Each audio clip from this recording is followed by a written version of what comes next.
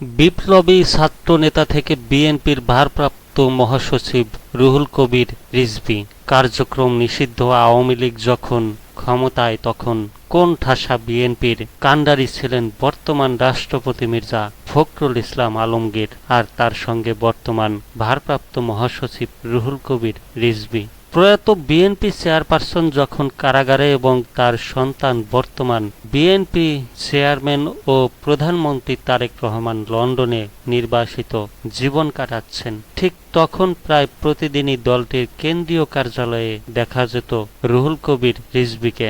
যে কোনো সংকটের সংবাদ সম্মেলনে হাজির হতেন তিনি। টানা 15 বছর দেশ ও দলের প্রয়োজনে কথা বলেছেন এই মানুষটি, আর সে কারণে রুহুল কবির রিজভী ভারপ্রাপ্ত মহাসচিব হওয়ায় খুশি তার নিজ এলাকার মানুষ ও সমর্থকরা। রুহুল কবির রিজভী আহমেদের পৈতৃক নিবাস কুড়িগ্রাম জেলায়। তিনি রাজশাহী বিশ্ববিদ্যালয়ের ভূগোল ও পরিবেশ বিদ্যা বিভাগ এবং ইতিহাস বিষয়ে MA ডিগ্রি অর্জন করেন। এছাড়া তিনি আইন বিষয়ে স্নাতক ডিগ্রি লাভ করেন।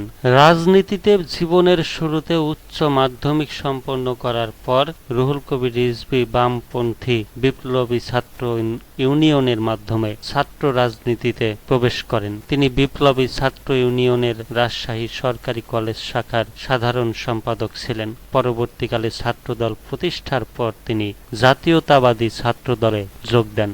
এরপর রাজশাহী বিশ্ববিদ্যালয় শাখা ছাত্রদলের প্রচার সম্পাদকের দায়িত্ব পান। পরবর্তী সময়ে তিনি বিশ্ববিদ্যালয় শাখার সাধারণ সম্পাদক নির্বাচিত হন। তিনি বাংলাদেশ জাতীয়তাবাদী ছাত্রদলের কেন্দ্রীয় সভাপতির দায়িত্বও পালন করেন। 1989 সালে রাজশাহী বিশ্ববিদ্যালয় কেন্দ্রীয় ছাত্র সংসদ নির্বাচনে রুহুল কবির রিজভী সহসভাপতি নির্বাচিত হন।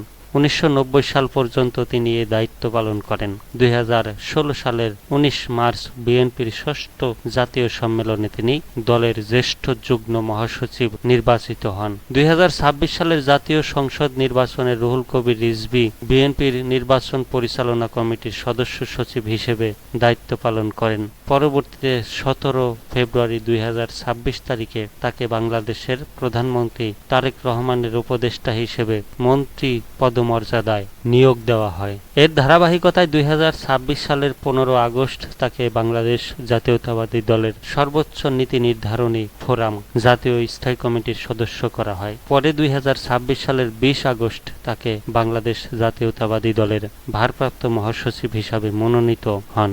দর্শক, আমার চ্যানেল যারা এখনো সাবস্ক্রাইব করেন নাই, অবশ্যই চ্যানেলটি সাবস্ক্রাইব করবেন। সবাই ভালো থাকবেন, সুস্থ থাকবেন। ধন্যবাদ।